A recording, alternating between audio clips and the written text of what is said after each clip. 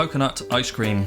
That's what we're dealing with this week on Polar Ice Creamery. So let's get into something that goes hideously wrong. So, coconut ice cream. I really wanted to make a Bounty ice cream. Bounty in England is coconut sweet that is covered in milk chocolate. They do a dark chocolate version, which is the same, just covered in dark chocolate. In the US, what's really close is the Almond Joys. It's basically the same thing inside, covered in chocolate, but they have the almond on top, which we don't get over here. So I really wanted to create this Bounty flavour, and I went on a hunt across the internet for decent coconut ice cream recipes. And I came across everything other than. And then suddenly, in a subreddit that I follow and I'm active in, someone posted a coconut ice cream recipe. And I've spoken to this guy many times, you know, I trust that he makes good ice cream, and I really wanted to give this one a try. So I thought I'd have a go. He lives in a very different part of the world than I do, and some of the ingredients just aren't available over here. So I thought I'd give it a bash, but with what's available in my local supermarket. It didn't really go as planned, but I'll very briefly talk you through how I went about this ice cream. So what the original process for this is to start with coconut cream, whole milk, whipping cream, and frozen grated coconut. Now that last bit, the frozen grated coconut, I just can't get and couldn't get, so what I used instead was creamed coconut. Well, I heated it all up on the stove and then let it sit there overnight in the fridge. After it had chilled in the fridge overnight, I took it out and strained what was left. Now, what came out was a surprisingly little amount, whereas the original recipe I think would have been very different. This is where it kind of goes a bit wrong. So I thought, just for shits and gigs, I'd carry on and complete the recipe and just see what I ended up with. And so to that, I added the sugar, the corn syrup. I didn't add the egg yolks because I didn't want to change the colour. I wanted this ice cream to be really white. But obviously, if you add the egg yolks, you start to go down a yellowy kind of colour. So we didn't add the egg yolks. I added a proprietary mix of stabilisers and emulsifiers to the mix to replace those, and finally a pinch of salt. Put it all on the hob, heated it up to dissolve the sugars, and then added in some shredded coconut and put it in the fridge again to chill down. When that was ready, popped it in the ice cream machine to churn. When it was right at the end of its churning process, I then did a stracciatella with milk chocolate with a small amount of coconut oil added to it. Made sure it's completely gone and looking really good in the ice cream machine. Dished it up, and this is the result. So, scooped all right, relatively speaking, but something I did notice, and I understand why this has happened, but first off, let's try it, and then we'll see where we're at then. It tastes like Bounty. It tastes like those shredded coconut filled, coconut flavoured sweets. Those little bites of chocolate throughout there, really, really nice. So flavour wise, it is spot on. But texture wise is where the problem is. So if let me get my phone and I'll show you what I'm talking about here. So when you get down into the actual ice cream, it starts to become quite powdery. It starts to fall away rather than be nice and smooth. And this ice cream is actually quite soft, but you see it's like chipping away parts there. Now what that is, it's fat. It's too much fat. And that's my fault for doing that. Weirdly enough, it doesn't leave a fatty film on the inside of your mouth, and it doesn't leave a fatty film on the spoon, which you get to sometimes.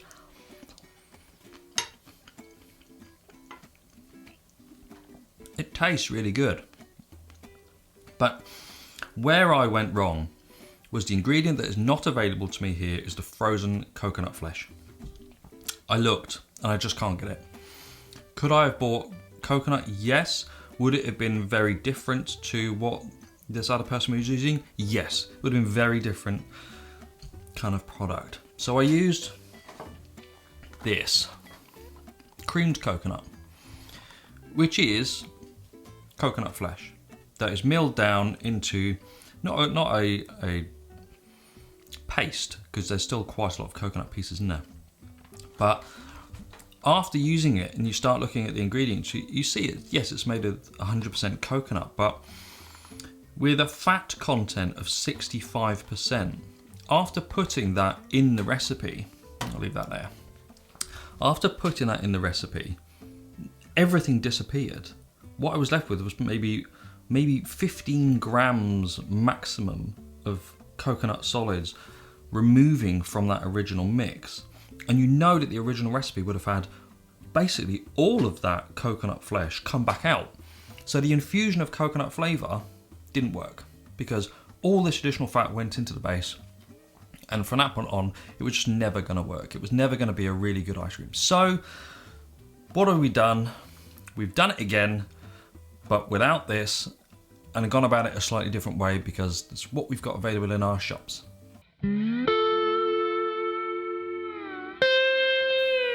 So we're here on stage 2. What did I want to create? And that's something actually that my wife and I were talking. I didn't want to create just a standalone coconut ice cream. If that's what you want to achieve, the first recipe is good, to be fair, but it just wasn't what I wanted to create. I wanted to create the ice cream version of this. And in North America, it's basically an Almond Joy minus the almond on top. And it's a really dense, I might as well just open one. If you don't know what a bounty is, there you go. It's like, I'll take a picture. Hold on, hold fire.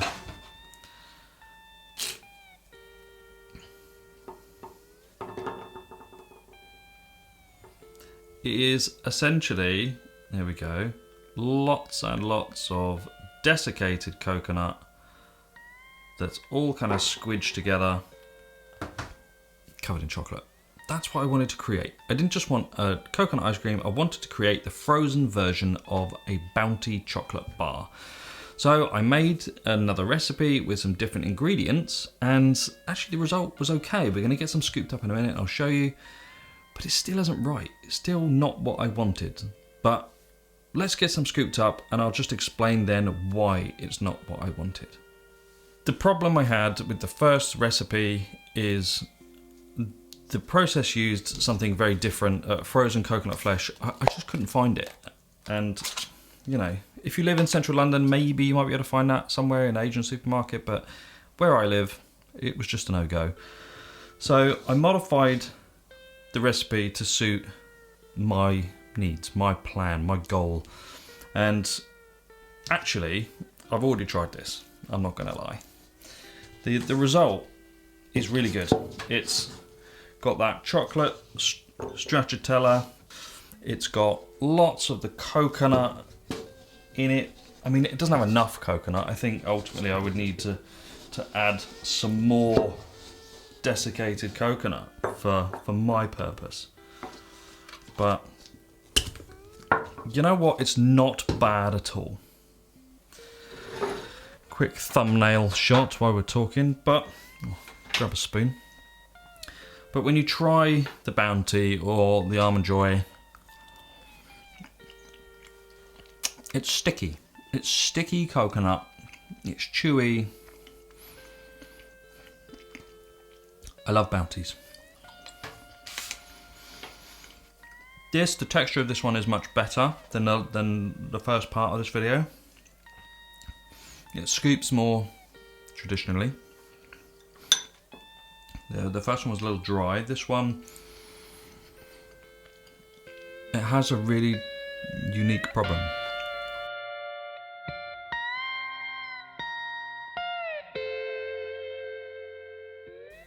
It tastes like shit. It tastes like fake coconut. And I don't know why. So we used this coconut milk in the second recipe. It has 21% fat. This coconut milk in that second recipe, it has 18% fat. There is also this coconut cream, oh my God, which is available, which, bear with me a second, has 22% fat. And also I bought these just because they were there. And this one here has 15% fat, and this one has 11% fat. So excluding the cream, these are all very different fat contents, and they're not interchangeable. You're here on this channel because you know a bit about making ice cream, and you're not just doing no churn. Blech. You're making professional grade ice cream at home. You know now that fat contents of your ingredients are really important to create the right texture. That luxury grade, häagen-dazs, Ben & Jerry's, that kind of grade ice cream. That's what you're trying to create. That's why you're here. That's why you're checking out all these recipes. When you go down this route to make a coconut ice cream that is as luxurious as something like those brands would make, you can't just pick one of those up. If you pick that one up at whatever it was, low teens, 11% fat, and then you pick this one up at 22% fat, your recipe is going to be very, very different. And that's the problem we had in the first stage. It had a really nice taste, but the texture wasn't right at all. Second one, much better texture, shocking flavour. So this is a failure. I mean, it's a part failure.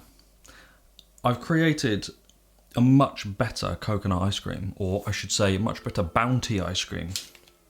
I have in turn created a much better coconut ice cream, but I need the flavour right. I need the flavour to taste like the bounty sweets, the bounty chocolate bars, the almond joys. That's what I need to create. So we're going to keep going with this, and I'm going to go through all of the different coconut milks and coconut creams until I find the right combination to give me an actual bounty flavoured, bounty textured ice cream.